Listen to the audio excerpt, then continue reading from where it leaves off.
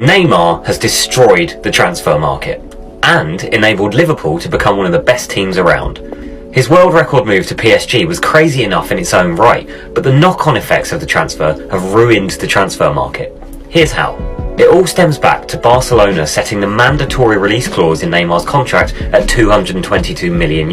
Enough to put off any rational sporting directors, you might think. But PSG are not a rational club and decided to trigger it in 2017, sending Barcelona and the rest of the market into a spiral. The first of many domino effects in this transfer can be seen in every contract renewal in Spain, with €1 billion release clauses very common among the big three teams. The more significant consequence came as a result of all that cash burning a hole in Barcelona's pocket, which led to hyperinflation across the entire transfer market. Desperate to replace Neymar's contributions on the pitch with this mountain of cash, Barcelona's first mistake was to splash €105 million on Ousmane Dembele. In his injury-plagued 5 years at the club, Dembele has failed to score 10 goals in one season. Disappointed by Dembele's start to life at the Camp Nou, and also looking for a long-term replacement for Andres Iniesta, Barca then spent an even bigger fee on Philippe Coutinho, paying Liverpool £120 million for him in January 2018. That money allowed Liverpool to sign Virgil van Dijk and Alisson, the final pieces in their jigsaw, and that saw them win their first ever Premier League title and their 6th Champions League. So within just 6 months, Neymar's entire fee was gone.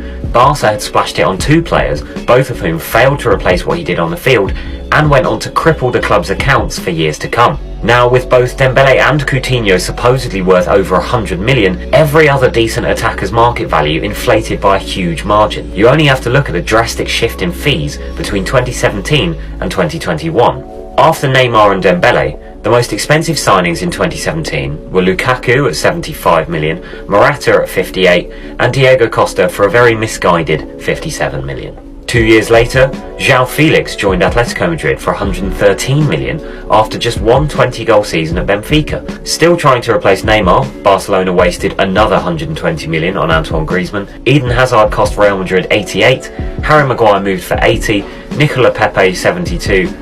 You get the picture. And 2 years after that, Jack Grealish moved for 100 million, while Spurs were turning down anything under 150 for Harry Kane. But just because selling clubs started demanding more money for their players, it doesn't mean the buying clubs suddenly had more funds to sign them, which has created another knock-on effect, a huge increase in free transfers. As more and more players were denied moves because their teams were demanding too high a fee for them, these players caught onto this phenomenon and found a simple solution: to run down their contracts. In recent seasons, we've seen Man United lose Pogba on a free for the second time. Antonio Rudiger and David Alaba both joined Real Madrid for no fee. PSG lost both Thiago Silva and Edinson Cavani for nothing in the same summer. Not to mention the biggest one of all, caused by Barcelona's own financial recklessness, Lionel Messi having to leave the club and join PSG, of all teams.